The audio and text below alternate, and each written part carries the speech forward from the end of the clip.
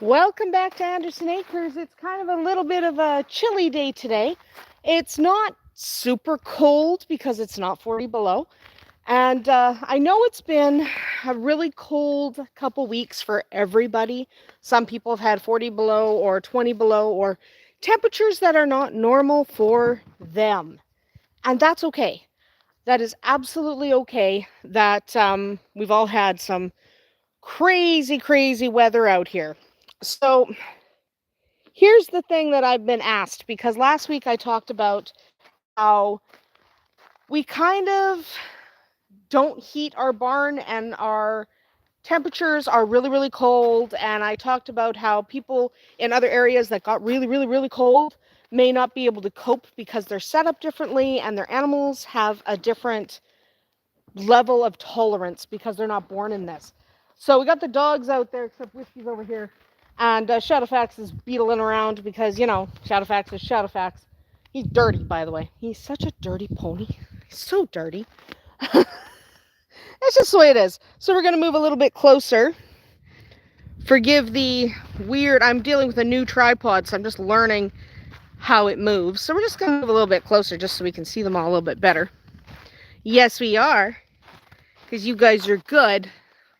So I can't really see very well because it's really bright out here, so I'm having a hard time seeing what I'm filming, but that's okay. Doesn't matter. As long as somebody's in the shot at some point, doesn't matter. Anyway, so I wanted to answer some questions about how we keep our animals warm, because I mentioned we don't heat our barn, and I also mentioned it gets to 40 below here. So I've had a lot of questions about, well, how do we keep everybody warm? And we do what a lot of people here do. First of all, we have pretty sturdy buildings. We don't have these buildings that you see sometimes that are almost built out of sticks. We have sturdy buildings that do not have a lot of drafts.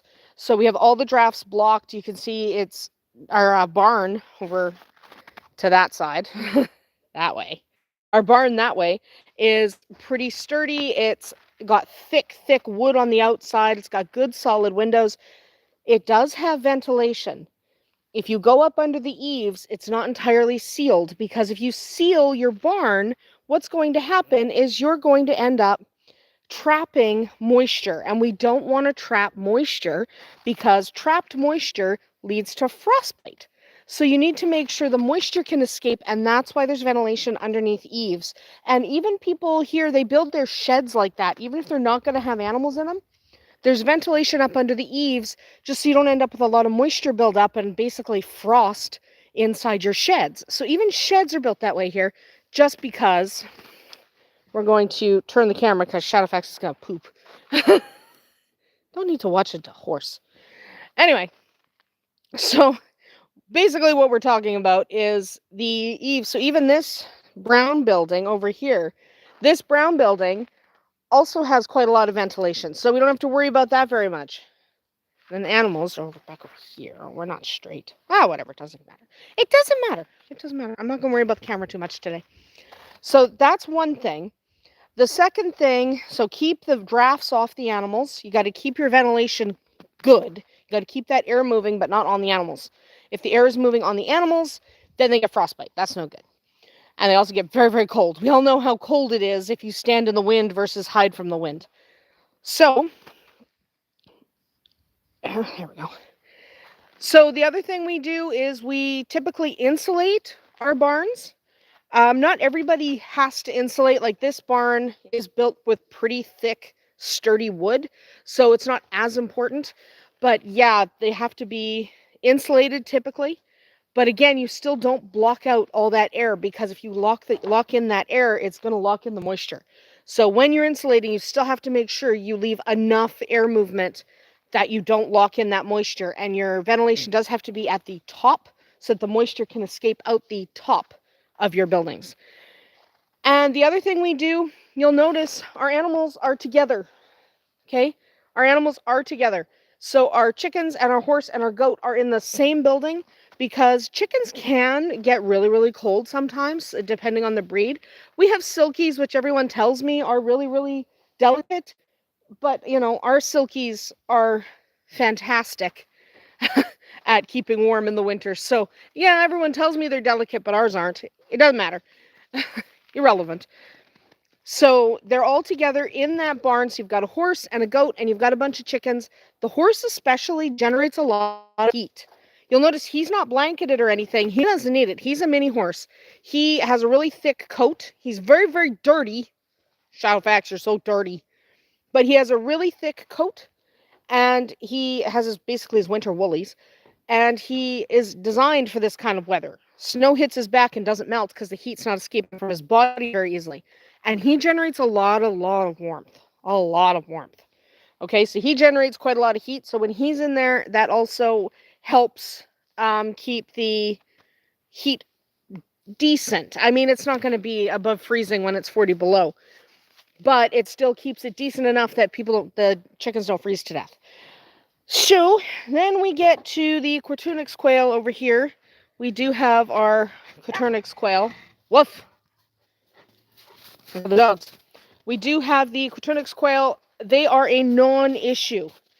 Okay, as far as the cold is concerned, as long as they're not directly in the wind, I've never seen cold affect them. As long as they have the ability to get out of the wind, which ours do, it doesn't matter. They're fine. Okay, so Quaternix quail, other breeds of quail need a warmer setup, but we have Quaternix. There's a reason for that. We make sure we have animals that are compatible with our climate. Okay, so that's another thing we do. We make sure we don't get something tropical that absolutely requires heat. So if certain types of pheasants and that come from more tropical areas, they do require quite a lot more heat than we have. So then we get over to Rabbitville, which is what I'm calling it. I'm going to call it Rabbitville. So we get over to Rabbitville, and what we do with the rabbits is, first of all, rabbits are really, really cold hardy.